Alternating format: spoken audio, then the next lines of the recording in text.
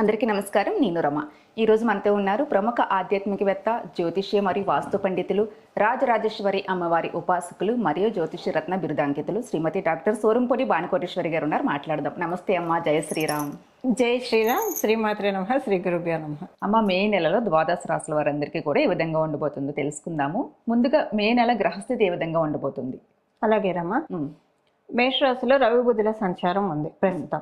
మేషరాశిలో ఉన్న రవి బుధులు 15వ తారీఖు నుంచి మేషరాశిలో నుంచి వృషభ రాశిలోకి బుధ భగవానుడు ట్రాన్స్ఫర్ అవుతాడు. బుధ భగవానుడు మేషరాశి నుంచి వృషభ రాశిలోకి మారుతున్నాడు. అలాగే సూర్యనారాయణ మూర్తి 16వ తారీఖు నుంచి మేషరాశిలో నుంచి వృషభ రాశిలోకి వస్తున్నాడు. వృషభ రాశిలో శుక్రాచార్యుల వారి సంచారం ఉంది. శుక్రాచార్యుల వారు సంచారం చేస్తున్న వృషభ రాశి నుంచి ఆయన మిథున రాశిలోకి వెళ్తారు. అది ఎప్పుడు వెళ్తారు? ఈ నెల 15వ తారీఖు వెళ్తారు. ఈ నెల కారణ అంటే 30వ తారీఖు బుధుడు కూడా వృషభ రాశిలో ఆయన సంచారం సాధించి మిథున రాశిలోకి వెళ్తారు. మనకి సింహరాశిలో కేతుదేవుని సంచారం ఉంది. కుంభరాశిలో రాహుదేవుని సంచారం ఉంది. శనేశ్వరుడి సంచారము, మంగళ సంచారము మీనరాశిలో ఉంది. మంగళ శని సంచారంలో మంగళ సంచారానికి బ్రేక్ పడుతుంది. 11వ తారీఖు వరకు ఆయన మీనరాశిలో ఉంటాడు. 12వ తారీఖు నుంచి ఆయన మేషరాశిలోకి వస్తాడు. ఇవి ఈ నెల 3 గ్రహాలు మారుతున్నాయి. రవి మేషం నుంచి వృషభంలోకి వస్తున్నాడు. మీనరాశిలో ఉన్న మంగళ్ ఇక్కడికి వస్తున్నాడు, మేషంలోకి వస్తున్నాడు. అలాగే శుక్రుడు కూడా మిథున రాశిలోకి, 2 రాశుల్లో వీళ్ళ సంచారం ఉంది. మరి గ్రహాల మార్పు వల్ల ఏదైనా ప్రత్యేకత ఉందంటారా? సూర్యనారాయణ మూర్తి 15వ తారీఖు వరకు ఉచ్చ రాశి అయిన మేషరాశిలో ఉండడం ఇది ఒక మంచి ఇంపాక్ట్. ఎప్పుడైనా ఏ గ్రహం అయినా ఉచ్చ స్థానాల్లో ఉంటే మంచి ఫలితాలు వస్తాయి. ఇప్పుడు మనకి గోచార రీత్యా వచ్చింది కాబట్టి ప్రతి ఒక్కరికి కూడా సూర్యబలాన్ని పెంపొందించుకోవడానికి చాలా మంచి సమయం. సూర్యబలం పెరగడం వల్ల ఏమవుతుంది? వృత్తిలో ఆటంకాలు లేకుండా మంచి కీర్తినిస్తాడు. సూర్యభగవానుడు కీర్తి ప్రదాత. ఎవరికైనా మంచి పేరు రావాలని కోరుకుంటారు కదా, అలా మంచి పేరు రావడానికి, ఆత్మబలం పెరగడానికి, ఆత్మస్థైర్యం పెరగడానికి ఈ మాసం రవి బలం ద్వాదశ రాశుల వాళ్ళకి, ద్వాదశ లగ్నాల వాళ్ళకి ఉంది. ఇంకొక విశేషం ఏంటంటే మంగళ ఆయన స్వక్షేత్ర గతుడు అవుతున్నాడు. ఎప్పుడు? 12వ తారీఖు నుంచి ఆయన మీనరాశి నుంచి మేషరాశిలోకి వస్తున్నాడు. స్వక్షేత్రంలో ఉన్న ప్లానెట్ కూడా మనం చాలా బాగా కన్సిడర్ చేస్తాము. అంటే ఒక బలం కలిగి ఉంటుంది. ఎప్పుడైనా ఇప్పుడు మీ ఇంట్లో మీకు స్ట్రెంగ్త్ ఎక్కువ ఉంటుంది, మీ ఆఫీస్లో మీకు స్ట్రెంగ్త్ ఎక్కువ ఉంటుంది. అదే ఏదైనా పార్టీ మోడ్లో ఉంటే ఇంకా స్ట్రెంగ్త్ ఎక్కువ ఉంటుంది. అలా కాకుండా మీకు ఇష్టం లేని ప్రదేశం ఉంటే ఎవరికైనా స్ట్రెంగ్త్ లూజ్ అవుతారు. ఇప్పుడు మీ ఇంట్లో ఉంటే మీకు స్ట్రెంగ్త్ ఎక్కువ అవుతుందంటే మనం హాయిగా ఉన్నామంటే గ్రహం స్వక్షేత్రంలో ఉన్నట్టు. ఆఫీసులో స్ట్రెంగ్త్ ఎక్కువ ఉందంటే గ్రహం మూల త్రికోణంలో ఉన్నట్టు. పార్టీ మోడ్లో ఇంకా సంతోషంగా ఉన్నామంటే గ్రహం ఉచ్చ స్థితిలో ఉన్నట్టు. సో పార్టీ మోడ్లో 15వ తారీఖు వరకు సూర్యనారాయణ మూర్తి ఉన్నాడు. స్వక్షేత్రంలో మేషరాశిలో మంగళ ఉన్నాడు. సో ఇవన్నీ మంచి బలాన్ని అనుసరిస్తున్నాయి. అందరూ ఈ మాసం చివరిలో బుధుడు కూడా ఆయన స్వక్షేత్రగతుడు అవుతాడు. ఇవన్నీ కూడా మంచి గోచారంలో మంచి ఇంపాక్ట్ కలిగించే గ్రహస్థితులు ద్వాదశ రాశుల వాళ్ళకి, ద్వాదశ లగ్నాల వాళ్ళకి సూచిస్తున్నాయి రమ. అందరికీ బాగుండబోతుంది. అయితే అమ్మ, గోచారం ఫలితాలు చూసుకోవాలా, జన్మజాతక ఫలితాలు చూసుకోవాలనేది చాలా మందికి డౌట్ ఉంటుంది. చెప్పండి అమ్మ. జన్మజాతక ఫలితాలనే మనం అనుసరించాలి. అయితే గోచారం కూడా ఇగ్నోర్ చేయకూడదు, రెండూ చూసుకోవాలి.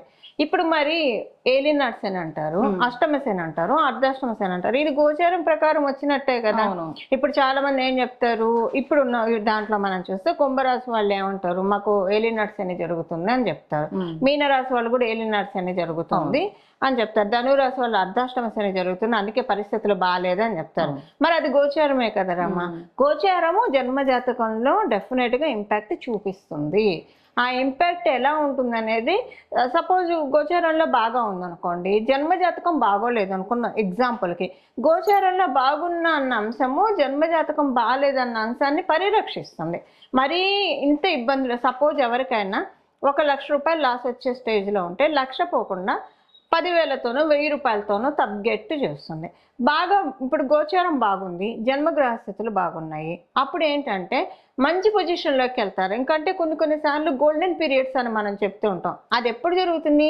మన జన్మజాతకం బాగుండి గోచారం కూడా బాగా ఉంటే అది గోల్డెన్ పీరియడ్ కింద రూట్ అవుతుంది. సో సపోజ్ గోచారం బాగాలేదు, జన్మజాతకం బాగా ఉంది, అప్పుడు ఏం ప్రాబ్లం లేదు, మనకంతా బాగానే ఉంటుంది, బ్యాలెన్సింగ్. ఎప్పుడు ప్రాబ్లం వస్తుందంటే మన జన్మజాతకం మంచి పీరియడ్లో ఉండి గోచారం బాగోకపోతే, మన జన్మజాతకాన్ని అనుసరించి, మన లగ్నాన్ని అనుసరించి, మన రాశిని అనుసరించి బాగోకపోతే పరిహారం చేసుకోవాలి. లేకపోతే ఇక్కడ ఉన్నదంతా బోటుకు చిల్లు పెట్టినట్టు పోతూ ఉంటాయి. అవును. నీళ్లు పోతూ ఉంటాయి, ప్రయోజనం ఉండదు. కొంత యోగం తగ్గుతూ ఉంటుంది. అందువల్ల పరిరక్షించుకోవడానికి గోచారం మనం ఫాలో అవ్వాలి. అది జన్మజాతకానికి అప్లై చేసుకోవాలి. అందుకే కదా ఇంతమంది జ్యోతిష పండితులు వారఫలాలు కానీ మాస ఫలాలు కానీ పక్ష ఫలాలు కానీ చెప్పేది. అవునమ్మా. అందరికీ మేలు చేయడానికి, రక్షించుకుంటారు వాళ్ళని. సో దానికి వైటల్ రోల్ ప్లే చేస్తున్న గోచారం, సందేహం ఈక్వల్ గానే ఉంటుంది ఖచ్చితంగా. అయితే ఒకటి జన్మజాతకం బలం బాగా ఉంటే అప్పుడు గోచారము ఒకవేళ బాగోపోయినా మరీ ఎక్స్ట్రీమ్ డౌన్ అయితే చూడరు, కాకపోతే ఉన్న యోగం తగ్గుతుంది. ఇప్పుడు సపోజ్ మీ దగ్గర ఒక మంచి డెలిషియస్ ఫుడ్ ఉంది అనుకోండి, ఆ టైంలో మీకు తింటానికి కుదరకపోతే ఆ ఫుడ్ ఉండి ఉపయోగం ఏంటి? అంతే కదా. అది మీరు తీసుకోలేరు, ఏదో వేరే పనిలో వెళ్ళిపోయారు, అది అలానే వదిలేస్తారు, మీకు అది ఉన్నా మీరు తినలేదు కదా. అలా జన్మజాతకం బాగున్నా గోచారం సపోర్ట్ చేయలేకపోతే అనుభవించలేరు, కొంత తగ్గిస్తుంది. అందుకని అనుభవించాలంటే పరిహారం చేసుకుంటే అనుభవించగలుగుతారు. ఖచ్చితంగా మనం ఇవి చూసుకుంటే గ్రహస్థితి తెలుసుకోవాలి, తగ్గట్టుగా పరిహారం ఉంటుంది. కొంతమందికి ఏం తెలియదు. ఓకే, వాళ్ళకి చిన్నప్పుడు ఏదో వాళ్ళ అమ్మగారు వాళ్ళకి తెలిసిన గురువర్యులో వాళ్ళ రాసి చెప్పారు, అప్పుడు వాళ్ళకి ఇది ప్లస్ అవుతుంది. చాలా ప్లస్. జన్మజాతకం తెలిపితే ఇంకా ప్రశాంతత, ఇది పట్టుకొని ఫాలో అయితే బాగుంటుంది. గోచారంలో ఉన్న వాటిలో పట్టుకొని జన్మజాతకం తెలిసిన ప్రశాంతతే మనల్ని మనం ఇంకా పెంచుకోవడానికి ఎలివేట్ చేసుకోవాలి కదా. ఎప్పుడు సెల్ఫ్ ఫోకస్ ఉండాలి, మన మేక్ ఓవర్ ఉండాలి కదా. మరి జాతకానికి మేక్ ఓవర్ అక్కర్లేదా? అదే గోచారం. గోచార ఫలితాలు నిజంగా చాలా ఇంపాక్ట్ చూపిస్తుంటాయి. నిజంగా చాలా మంది ఫాలో అవుతారమ్మా. మాకు ఇలా జరిగింది, కరెక్ట్ గా చెప్పారు. మన ఇప్పుడు మీరు చెప్తూ ఉంటే అవే కామెంట్స్ వస్తాయి. ఖచ్చితంగా గోచార ఫలితాలు అనేది ఖచ్చితంగా తీసుకోవాలి. చాలా చక్కగా చెప్పారమ్మా. ఇందులో చాలా మందికి డౌట్ ఉంటుంది, ఇది క్లారిటీ ఇచ్చారు. అమ్మ, మే నెలలో మీనరాశి వారందరికీ ఏ విధంగా ఉండబోతుంది, ఎటువంటి జాగ్రత్తలు తీసుకోవాలి? కాలపురుషుడు కుండలిలో ఆఖరి రాశి మీనరాశి. బృహస్పతి యొక్క పాలిత రాశి మీనరాశి. ఈ మాసము మీనరాశి వాళ్ళందరికీ కూడా చాలా బలంగా ఉంది. దానికి కారణం ఏంటంటే వీళ్ళ రాశి నుంచి వరుసగా గ్రహాల సంచారం ఈ మాసం మొత్తం కూడా ఉంది. అందువల్ల వీళ్ళ రాశి నుంచి చతుర్థ స్థానం వరకు గ్రహ సంపత్తితో కూడి ఉండడం వల్ల వీళ్ళకి ఇంట్లో బాగుంటుంది, బయట బాగుంటుంది, రెండు చోట్ల బాగుంటుంది.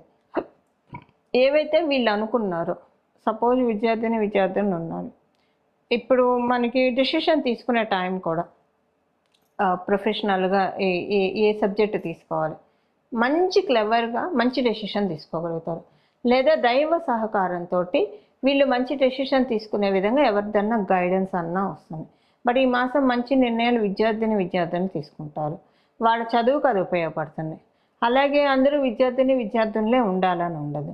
కొంతమంది కొన్ని విషయాలు స్టడీ చేస్తారు ఈ మాసం అనుకోకుండా, అది వాళ్ళ కెరియర్కి ప్లస్ అవుతుంది, గ్రోత్ ఇస్తుంది, అలా ఉంటుంది. ఇది ఉద్యోగస్తులకి, వ్యాపారస్తులకి. ఇప్పుడు వ్యాపారస్తులకైతే నాలెడ్జ్ పెరుగుతుంది, ఏం చేస్తే మన వ్యాపారం ఇంకా మనం విస్తరించవచ్చు. ఎందుకంటే వ్యాపారానికి తెలివితేటలే పెట్టుబడి. ఇప్పుడు ఈ తెలివితేటల్ని ప్రకృతి జగన్మాత ప్రసాదిస్తుంది మీనరాశి మీన లగ్నంలో పుట్టిన వాళ్ళకి.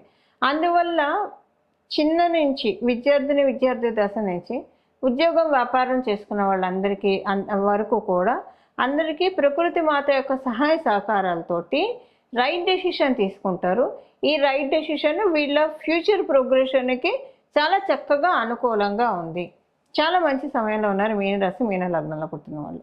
బాగుంది. మీనరాశి వారికి ఎక్కువగా కొంచెం అటు ఇటుగా ఉంటుంది ఇప్పుడు మీనరాశి. అమ్మ, అలాగే ఈ నెల మొత్తం ఈ రాశి వాళ్ళు చేసుకోవాల్సిన పరిహారం ఏదైనా చెప్పండి. ఉదయాన్నే స్నానం చేసిన వెంటనే కూడా కుంకుమ నుదుటిన ధరించి సూర్యనారాయణ మూర్తికి రవికి అర్ఘ్య ప్రదానం చేస్తే కనుక ప్రతిరోజు కూడా మర్చిపోకుండా, ఆడవాళ్ళు అయితే 4 రోజులు చేయకూడదు, ఇది అందరికీ తెలిసిందే. బట్ అయినా ఒకసారి చెప్పడం నా బాధ్యత కాబట్టి, నా ధర్మం కాబట్టి చెప్తున్నాను. రవిలో సకల దేవతలు ఉంటారు. ఎందుకంటే అమ్మవారి యొక్క చక్షువు దివ్య చక్షువు, ఆయన పరమశివుడి యొక్క దివ్య చక్షువు. మనం దేవీ దేవతల కళ్ళు విడిగా చూడలేం. సూర్యుని చంద్రుడిని చూస్తే అమ్మవారి యొక్క 2 కళ్ళను మనం చూసినట్లే. అలా పొద్దున్నే అలా అమ్మవారి కళ్ళు పరమశివుడి కన్నుగా భావించి సూర్యనారాయణ మూర్తికి నీ చక్షువుకి దివ్య చక్షువుకి నమస్కరిస్తున్నానని చెప్పి నమస్కరించి అర్ఘ్య ప్రదానం ఈ నెల పొడుగుతా చేస్తే కనుక చాలా మంచి ఫలితాలు వస్తాయి. ఎందుకంటే మేషరాశిలో ఆయన ఒక పక్షం వరకు ఉంటున్నాడు. ఇది మంచి మనలో ఉన్న రవి బలాన్ని పెంపొందించుకోవడానికి ది బెస్ట్ పీరియడ్. ఈ రెమెడీ అందరికీ చక్కగా ఆచరించవచ్చు, మంచి ఫలితాన్ని చూస్తారు. మంచి పరిహారం చెప్పారమ్మా. నమస్తే. మంగళం. నమో భగవతే వాసుదేవాయ. జై శ్రీరామ్. చాలా ఇబ్బంది పడుతూ ఉంటారు. ఈ నెల బాగుంది. ఈ నెల చాలా బాగుంది. సరే అమ్మా.